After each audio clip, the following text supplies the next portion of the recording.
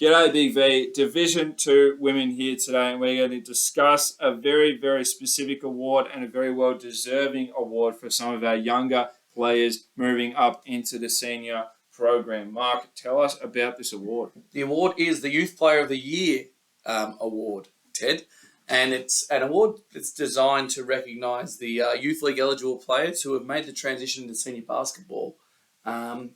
A little bit of what we might call ahead of their time, or maybe just the time is right and they're just that good, they're just going to get going. But gives us a little bit of a glimpse into the future of Big V with these young players coming through. Yeah, very well said, Mark. And let's get stuck straight into it, because at Blackburn we have Isabel Nolan, who is their second highest scorer thus far this season, 11.7 points per game in her 22 minutes. Playing just the 10 games and starting in 9 of them is very, very impressive. Yeah, she's been fantastic this year. A really good. She's really come along from last year, averaging that just under 12 points in only 22 minutes. She could probably play a little bit more, Coach. No, she's been fantastic down at Blackburn, and they'll be excited to start to build around her for the future. Yeah, without a doubt. Taylor Scott is next over at Coburg. She is playing 24 minutes per game, scoring the ball just under 10 points, playing behind some very, very deep and experienced players in this league with Siobhan McAdoran and Jackie Smith. Some very, very big key pieces there for Coburg, and she is definitely on the look forward. Yeah, well, she's quite a tall, I believe she might be a guard. But she made her debut on the starting 5 this week. The blue carpet. Very impressive. So she had a huge game, and I believe it might have been 17 points, 14 rebounds off the top of my head. She was fantastic. Good on her. Moving on to Collingwood, as we have quite a few young girls here. Lexi McKay being one of them. Very, very impressive. Frances Shell and Olivia De Silva. So some young talent here moving up in this Collingwood unit. They are adding value where they can. 10 points per game for Lexi McKay and Shell, both playing around that 25-minute mark. Yeah, I think that's really pleasing to see at Collingwood. They've had a couple of quiet years, last year being very difficult for them at this level, but to see some young talent coming through will no doubt excite the club. Yeah, absolutely. Now, Gippsland United, I believe, am I right in saying they took their first... Did they take their first loss this weekend? No. No, they're still undefeated. No, they absolutely took care of RMIT. Yes, they did. With just a cheeky 70-point win.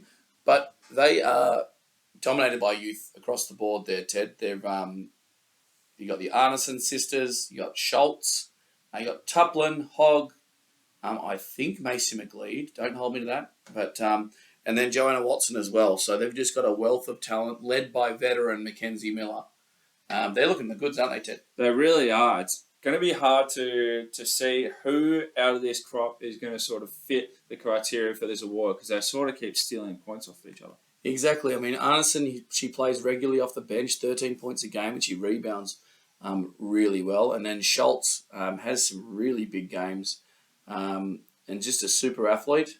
But yeah, I look at those names, and there's several on there who've been on the blue carpet / starting 5 this year, and they're you're right, they're just going to be competing against each other for this award, but I'm sure the coach doesn't mind that. No, absolutely not when you're winning. Moving on, RMIT, we have Grace Whiteley here with her 6 points per game in just shy of 20 minutes. A team who's still developing, but it's great to see Grace get her core time and add value where she can. Yeah, she'll continue to get better and better as the year, as the seasons go on.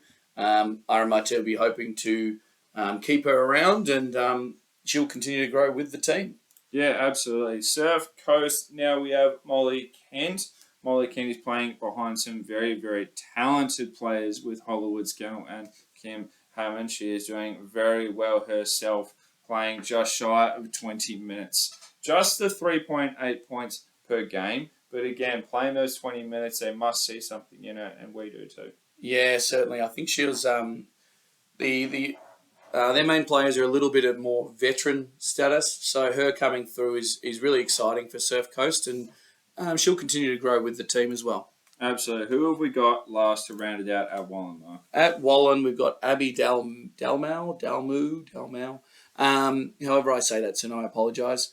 4.8 points a game in just over 16 minutes a game. She's someone to keep an eye on because I think she can continue to grow this year. I think she could probably produce more than that as the season sort of goes on. I see her as being a really bright spark for Wallen alongside her sister. So watch this space, Ted. Absolutely. Look, that'll be all for us today. Enjoy the week. We'll catch you very soon.